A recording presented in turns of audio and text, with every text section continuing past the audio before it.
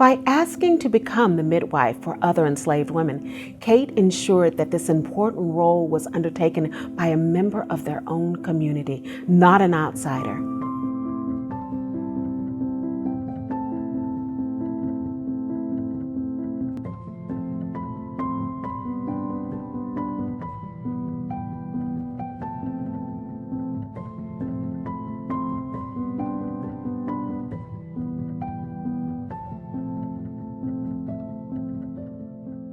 Kate lived and worked at Muddy Hole Farm as an enslaved field worker. During summer, her days could last up to 14 hours. Her work varied from season to season based on the agricultural cycle and the types of crops that were being grown. Regardless of the season, the workday began when the sun came up and finished when the sun set. On Sunday, April 1st, 1792, an enslaved boy named William felt a sharp pain in his back. 2 days later, the 12-year-old boy fell ill, becoming senseless and speechless. The boy's mother spent a week caring for him in the family's small cabin. He could not eat or drink. A doctor was sent and tried everything he thought advisable, but 6 days later, William died. This tragic loss of life was only recorded because of the loss of labor. The farm manager described the boy's death as much regretted because he was a promising boy. Kate was his mother.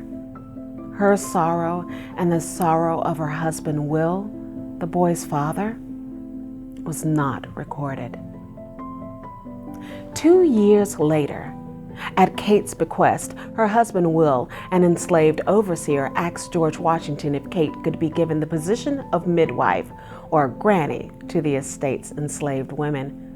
Washington usually paid a white woman to perform this job. Kate argued, however, that she was full as well qualified for this purpose as those into whose hands it was entrusted. Washington was paying 12 or 15 pounds a year.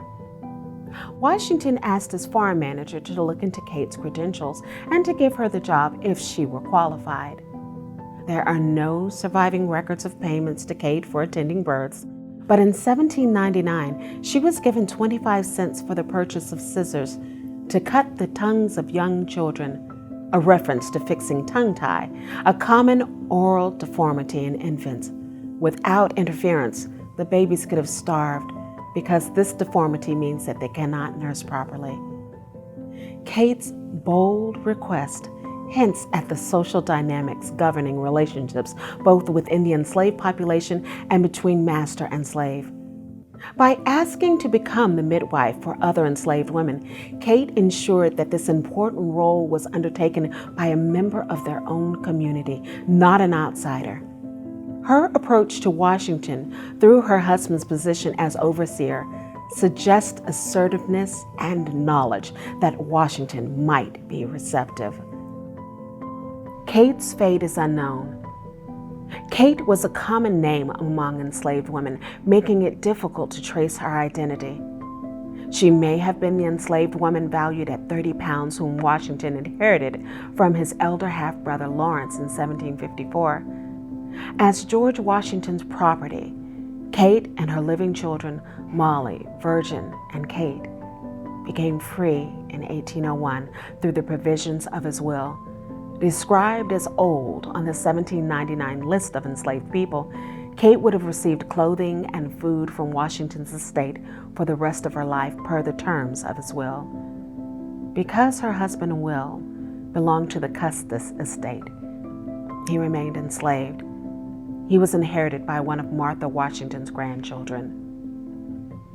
To learn more about Kate and the lives of other women at Mount Vernon, you can visit mountvernon.org/women.